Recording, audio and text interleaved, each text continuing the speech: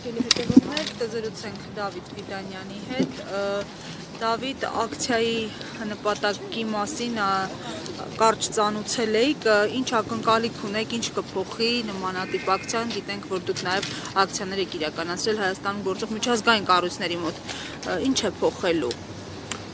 Շնորհակալ եմ հարցի համար, նախ բուն ակցիայի մասին, այսօր Մարդու իրավունքների պաշտպանության միջազգային օրն է, մենք գիտենք, որ 1948 թվականին դեկտեմբերի 10-ին Փարիզում ընդունվեց Մարդու իրավունքների պաշտպանության հռչակագիրը եւ այսօրը բազմաթիվ երկրներում, հատկապես ավտորիտար երկրներում Հայաստանի տիպի, որտեղ կան մարդու իրավունքների հետ կապված խնդիրներ, տարատեսակ ակցիաներ են տեղի ունենում եւ մենք եւս այս ասպեկտում բացառություն չէինք, մեր ակցիայի բուն նպատակը բնականաբար բարձրաձայնել երկրում ռեժիմի կողմից մարդու իրավունքների համատարած խախտումների մասին եւ հատկապես մենք պետք է փաստենք, որ ազատ խոսքը Փաշինյանական իշխանության ժամանակաշրջանում, ողջ ժամանակաշրջանում իդեպ եւ հատկապես վերջին շրջանում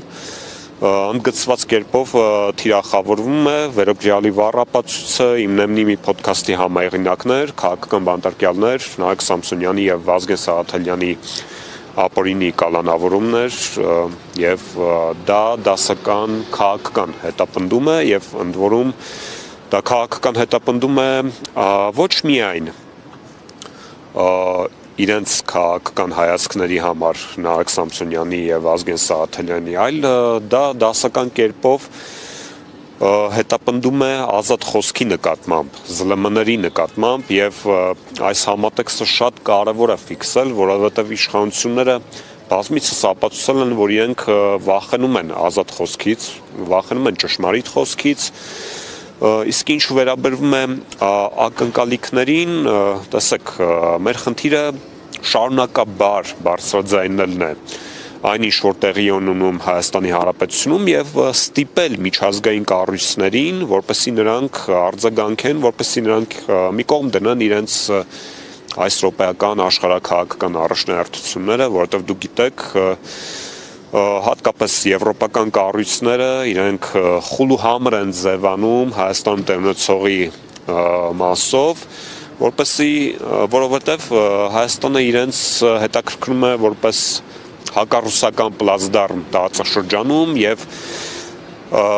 նրանք պատրաստ են հանուն իրենց աշխարհաքաղաքական նպատակների պատրաստ են հանդուրժել Փաշինյանական ռեժիմի ցանկացած կամայականություն եւ ապօրինություն, որը որ մենք տեսնում ենք։ Մենք պետք է դա թույլ չտանք, շարունակաբար բարձրացնենք բոլոր խնդիրները քաղաքական բանտարկյալների համատեքստում եւ ստիպենք, որ նրանք արձագանքեն։ Մենք նաեւ պետք է ստիպենք, որպեսզի հասարակությունը արթնանա թմբիրից եւ մարդիկ սկսեն դառնալ պահանջատեր, որպեսզի ռեժիմը զգաստանա եւ դադարի այս բռնաճնշումների քաղաքականությունը, որը որ նա իրականացնում է։ Հասկանալի է, շնորհակալություն։ Աբսուրդի պատի նպատակը կնշեք որն է եւ ինչ հիմնական ուղղությունն է այս պատը։ Աբսուրդի պատը դա հիմնականում թիրախավորում է այն, որ մարդիկ կարող են իրենց գրառումներով